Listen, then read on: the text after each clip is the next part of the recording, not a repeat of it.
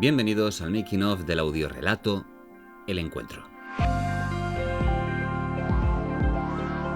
Primero de todo, dar las gracias a todas las personas que por lo menos hasta el día siguiente de la publicación pues ya felicitaron por el trabajo realizado, tanto a los actores como a mí, por el trabajo del encuentro.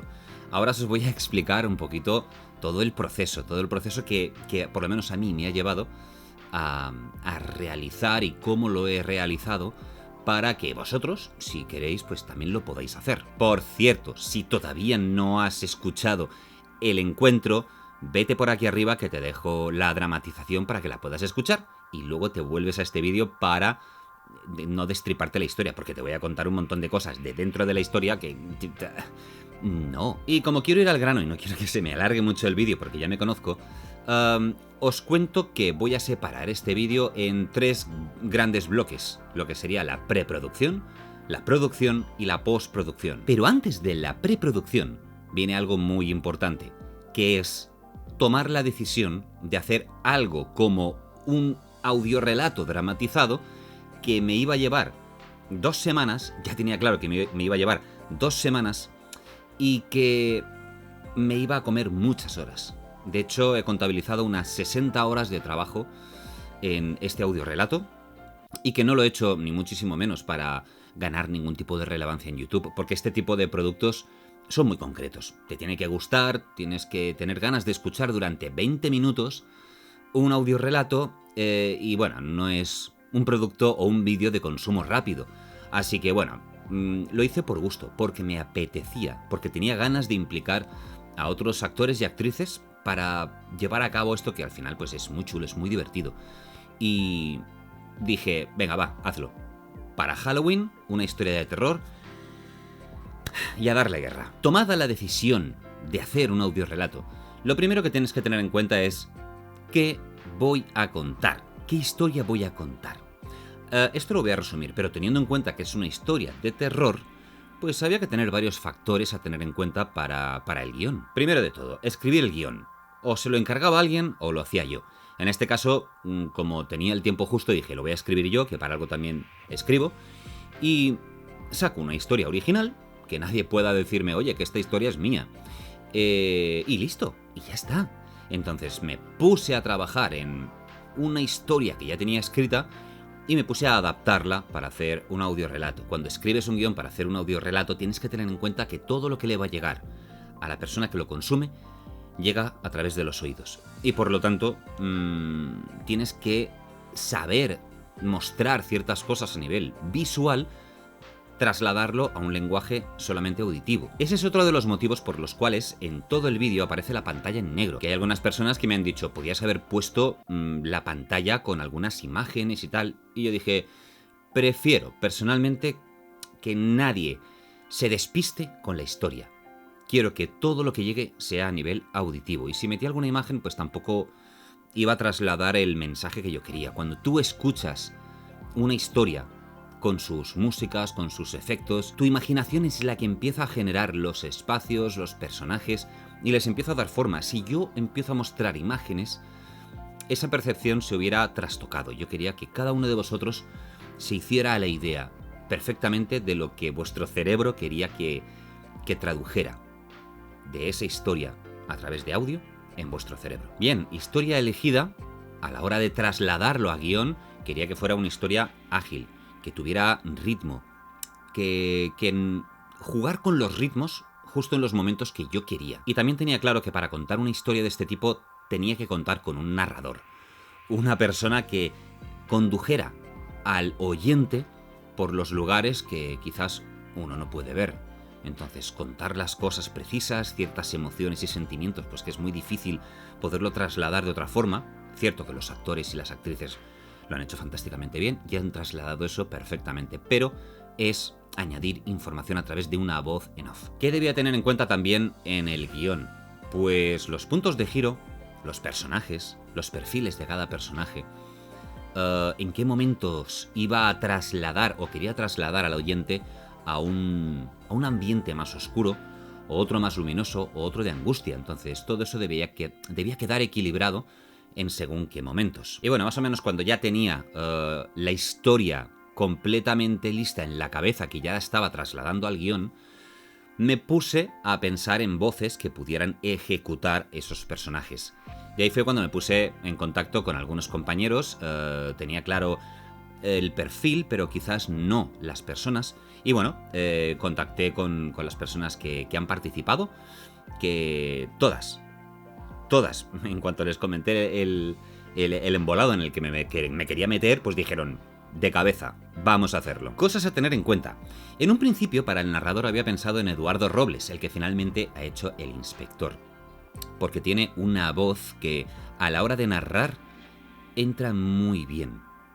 Aparte de que como narrador, Edu es un gran actor y sabe contarte perfectamente una historia. Pero tiene un perfil de voz que posiblemente necesitaba uno que fuera más maduro. Entonces fue cuando el propio Edu me dijo, habla con Paco Nieto. Fui a hablar con Paco Nieto, le conté la historia y me dije, vámonos de cabeza. Y yo, perfecto. Entonces la voz del narrador, la de Paco Nieto, si os fijáis, tiene un punto más de madurez en la voz que no la de Eduardo, que tiene un punto, pero digamos más adulto que no más maduro. Otra consideración, el papel de Carmen, que interpreta Ana Serrano. Ana Serrano tiene un rango de voz que te puede cubrir desde los 35, 40, 45, 50. Tiene un rango bastante amplio. Y dije, ¿uso una voz más madura, como la del narrador, o rebajo un poquitín y dejamos que la interpretación haga el resto? Finalmente fue así como quedó. Preferí que fuera Ana con su interpretación la que llevara esa voz de experiencia al personaje. Otra cosa importante, Ana Serrano es murciana, tiene un acento propio de Murcia, pero es capaz perfectamente de hacer un personaje y hablar con un acento neutro de España. Y yo le dije, me gustaría oír tu acento de Murcia, creo que le puede dar un punto. Me dijo, voy a grabarte 2 versiones. Y dije, espérate, me grabas una en castellano neutro y otra con tu acento de Murcia. Y os puedo asegurar que por interpretación, por calidad, no sabía qué elegir. Pero me decanté por el acento de Murcia precisamente porque le da un aire diferente al personaje. Aparte que es otra cosa que detesto de muchas dramatizaciones que he escuchado, y es que todos tienen el mismo castellano, la misma manera de hablar el español neutro, y dije, vamos a darle una vuelta, vamos a hacer algo diferente. El papel de Sara. El papel de Sara tenía claro que debía tener una voz dulce, capaz de encandilar a quien escucha, y tenía claro que tenía claro cómo debía ser, y tenía 3 opciones. Y dije, bueno, vamos a ver las opciones que tenemos. Se lo comenté a Masi, me dijo que sí, así que adelante. Y resulta que Masi es andaluza. Y dije, ¿y si hacemos lo mismo como con el personaje de Carmen? ¿Y si hacemos que Masi hable, es decir, Sara hable con el acento andaluz? Se lo comenté, le digo, mira, a mí me apetecería hacerlo así. ¿Qué te parece? Y él me dice, pues perfecto, me parece bien. Y creo que ya la voz de Masi es dulce, aparte de que es una actriz que también canta, o sea, es una maravilla. Y dije, dulzura, un personaje dulce que encandile. Y chapo, perfecto. Y aparte con el acento andaluz también le da un aire diferente. El personaje de Mark. Yo en principio cuando comencé a escribir la historia dije, voy a hacer el narrador yo. Sé perfectamente los matices que le quiero dar al narrador y ya buscaré un Mark. Pero al final dije, no, vamos a que cada uno esté especializado según su registro de voz. En ese caso, pues Paco Nieto se quedó con el narrador y dije, bueno, Mark tiene una edad que puede entrar en mi rango de voz, en mi registro. Y dije, pues tira. Comparé las voces tanto de Masi como la mía y dije, podrían encajar como pareja, más o menos de la misma edad. Puede funcionar. Y dije, pues venga. Y luego, como otra voz presente, es tanto el agente de la Guardia Civil como el compañero de trabajo de Mark, que salen prácticamente seguidos uno detrás de otro. Lo ha hecho Santos Sánchez, un compañero de Asturias. Y que le dije, mira, simplemente cambia un poco el estilo, cambia un poco la interpretación, uno más serio, otro más dicharachero, y yo creo que ahí lo tenemos. Entonces quedó, creo que perfecto. Aparte, como el guardia civil va con el efecto de hablar por el teléfono, pues entonces queda bastante simulado. Si lo volvéis a escuchar, veréis que las voces pueden incluso parecerse un poco, pero en realidad, si no os lo digo yo, probablemente a lo mejor no os deis cuenta. Bien, guión hecho, voces elegidas, llega el momento de ponerse a grabar voces. Las voces se grabaron todas en la misma semana de la publicación de la dramatización. La publicación fue un sábado y se comenzaron a grabar las voces el lunes anterior. Entonces, bueno, a medida que los actores podían ir grabándome, pues yo iba recibiendo las voces, iba limpiando algunas cosas, colocando un poquito por secuencias dentro de lo que es el proyecto, y poquito a poquito pues me puse a montar todos los diálogos, los momentos del narrador, etcétera, incluso los momentos de más tensión con los gestos, pues ya lo fui colocando todo. Esto en lo que es la propia grabación. Y yo a medida que iba recibiendo voces iba montando, pero realmente montar forma parte de la postproducción. Pero como iba un poco pillado de tiempo, pues comencé a hacer esa parte de la postproducción a medida que iba recibiendo voces. ¿Qué había que tener en cuenta a la hora de grabar las voces? Pues que debían estar dirigidos los actores, pero al estar tan pillados de tiempo, los actores poder grabar cuando realmente podían, pues ¿qué hice yo? Me puse a escribir anotaciones casi en cada intervención de los actores y actrices. Esta parte la quiero más dulce, aquí está enfadado, aquí intenta disculparse con la voz, aquí tal, etcétera. Un montón de anotaciones, como estáis viendo, que son la base para que los actores puedan llevar a cabo esas interpretaciones sin que esté yo encima de ellos, sin que esté yo diciéndoles constantemente esto más así, más asá. Realmente lo pillaron todo perfecto. También hay que decir que todos leyeron el guión antes y sabían por dónde iba la historia, sabían cómo eran las secuencias, entonces las anotaciones eran detallitos para afinar un poquitín más hacia lo que yo quería. Sí que quise previamente, a través de llamada, pues decirle a cada uno de ellos, fíjate que en este momento estás, pongamos, a 1 metro de la persona con la que hablas. En este momento estás más lejos. En este momento estáis muy cerca, etcétera. Momentos que hacen ver que un momento es más cálido, por ejemplo, entre Mark y Sarah cuando están en el sofá y que hablan, pues están cerquita, y tampoco hay que hablar a voces con una proyección brutal, que es una de las cosas que sí que he visto en muchas dramatizaciones y que sí que se debería tener en cuenta. También hay que explicar muy bien el momentum, lo que sería el momento en el que cada uno de los intérpretes está en la historia. Por ejemplo, cuando el narrador está narrando los momentos de más tensión, hay que indicar también pues que ahí tienes que hacer la voz o más misteriosa, o más grave, o más lenta, o directamente intentar asustar al oyente. Y os puedo asegurar que con lo pillados que íbamos de tiempo, yo estaba en casa esperando a que fueran grabando y con los dedos así, diciendo, por favor que esté bien a la primera, o sea que tampoco quiero hacer repetir yo nada a nadie, pero por favor que esté todo correcto, que esté bien, que las interpretaciones hayan estado bien dirigidas y que luego encaje todo. Y la verdad es que encajó todo perfectamente. Yo os juro que estaba alucinando, y se lo dije a muchos de ellos, de decir, es que está perfecto, es que no tienes que cambiar nada. O sea, está exactamente todo, encaja como yo quería, con las intenciones, cómo se solapan unas intenciones con otras y están perfectas. Y después de toda la grabación, pues tocaba la postproducción, donde hay 3 partes importantes. Una que es la edición, que es montarlo todo, y luego la parte de la mezcla y la masterización. Para la mezcla y la masterización conté con mis amigos de Musiteca, con Jaume Bou, con Marc Palmer y con Óscar Nadal para que me hicieran ese trabajo profesional, que yo lo podía haber hecho, pero no hubiera quedado bien, como realmente lo han hecho ellos. Así que bueno, luego os contaré un poquito de eso. El montaje, la edición de todo esto. Os voy a enseñar ahora en pantalla cómo está montado todo, porque la verdad es que da un poquito de miedo para el que no está muy acostumbrado. Bien, esto que veis aquí es todo el proyecto con las pistas montadas, que parece esto pues un cachondeo, uno no sabe ni por dónde mirar, pero os voy a explicar rápidamente qué es cada cosa. Mirad, si yo me voy a la parte de arriba, aquí, esta pista de aquí es la voz del narrador, esta es la voz de Mark, es decir, la mía. Esta es la voz de Masi, la de Sarah. Esta es la voz del inspector, de Eduardo Robles. Esta es la voz de Santos. Esta de aquí es la voz de Carmen, la de Ana Serrano. Y estas dos pistas que veis como naranjas son las dos pistas de efectos que he usado. Ahora veréis alguna cosa. Y luego aquí tenemos 3 pistas más con músicas. ¿Cómo se lleva a cabo este cachondeo? Primero de todo nos ponemos a montar las voces, ¿vale? Intentando dejar unos espacios para luego ir midiendo tiempos con la música y con los efectos. Cuando tenemos las voces ya montadas al ritmo que nosotros queremos, entonces vamos jugando con los efectos y con las músicas. Para los efectos, pues me he ido a un banco de efectos y de músicas que tengo, que es Epidemic Sound, del cual puedo coger cualquier cosa que quiera para mi canal de YouTube. Entonces, he usado muchas cosas. Ruiditos, efectitos, etcétera.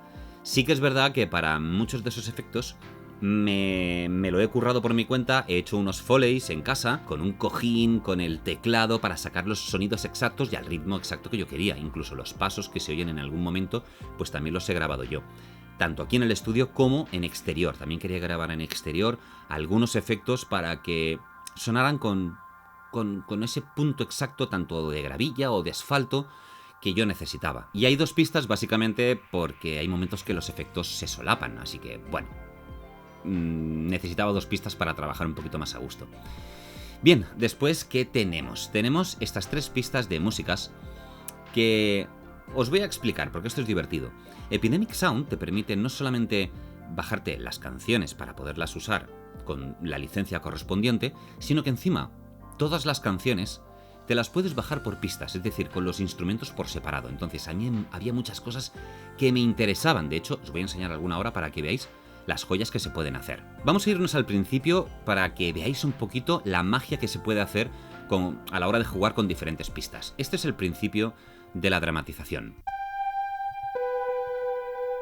Bien, suena esta música a base de golpecitos, pero si ya vamos un poquito más adelante, vemos que entra otro tipo de música. Vais a ver. Entra como una base ahí constante que forma parte de la misma canción, pero que simplemente lo que he hecho ha sido jugar con los niveles y que entrara y se fuera cuando a mí me interesaba. Por ejemplo, si yo dejo solamente la pista de arriba, suena esto. Pero si quiero que suene solamente la pista esa que viene desde abajo y que es constante, suena así. Y cuando yo quiero, hago que suene. Esto, al final lo que hice fue mezclarlo con otro tema que me daba otro tipo de ambientación, que es esto de aquí. Escuchad.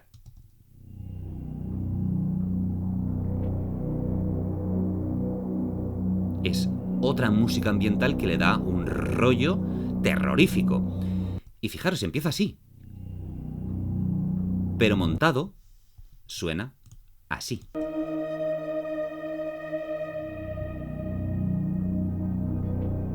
Y esto básicamente me daba mucho juego para escoger exactamente las cosas que yo quería y cuando quería. Otro momento fantástico en el que me he puesto a jugar con las pistas es este. Que suena una musiquita de fondo y entra de repente otro efecto sonoro más un golpe. Y como veis aquí en la imagen, cada golpecito encaja con esta pista de aquí. ¿Qué es lo que ocurre? Pues que yo puedo quitar las pistas que me dé la gana y que suenen sin los golpes. Y así me he pasado jugando con diferentes pistas y efectos a la hora de realizar toda la ambientación del encuentro. Por un lado tenemos las voces, por otro los efectos y por otro la música. ¿Qué diferencia hay entre músicas y efectos? Pues efectos pues son los pasos, el teclado, también por ejemplo el ruido de fondo que se oye en una oficina, como se oye durante la dramatización, o cuando estás en el bosque y también se oyen pues ruiditos. Estos son ambientaciones y también efectos. Y las músicas pues es todo lo demás. En esta dramatización en concreto sí que es verdad que hay muchas pistas de ambientación que forman parte de canciones. Pero bueno, ahí está ese punto intermedio en el que no sabes qué es cada cosa. Y así como el guión ya lo escribí preparado para que tuviera unos ritmos determinados, Cuando hay una conversación o el narrador habla, pues todo pasa a un ritmo determinado. Cuando llega el momento de suspense, pues hay que darle una pausa. Tanto el narrador habla un poquito más lento, con un tono diferente, e incluso solamente se oyen momentos y efectos del bosque, o que Mark está respirando, o cualquier cosita que realmente es...